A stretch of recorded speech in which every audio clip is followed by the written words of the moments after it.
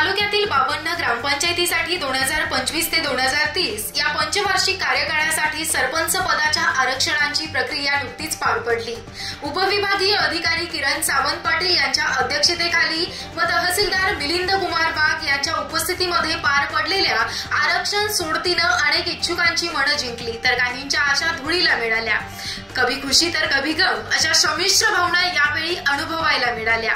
या आरक्षण प्रक्रियेमध्ये विशेष लक्ष वेधून घेतलं ते म्हणजे निपाणी वडगाव ग्रामपंचायतनं 1952 साली स्थापन झालेल्या ग्रामपंचायत मध्ये गेली 2 ते 3 दशके माजी आमदार भानुदास मुरकुटे यांच्या नेतृत्वाखाली एक हाती सत्ता होती। मात्र यावेळी अनुसूचित जाती महिला पुरुष आरक्षण पडल्यानं या ठिकाणी राजकीय समीकरण बदलण्याची शक्यता प्रबळ झाली। 2 ते 3 दशकांपासून एकाच पक्षाची सत्ता असली तरी सरपंच पदासाठी पुनरावृत्ती होऊ दिलेली नाही। विशेष म्हणजे ग्रामपंचायत सदस्य होण्यासाठी देखील इच्छुकांना मोठी कसरत करावी लागत आहे। आजवर सरपंच पद भूषवलेले अनेक नेते आता बाजूला राहिल्याचं चित्र आहे।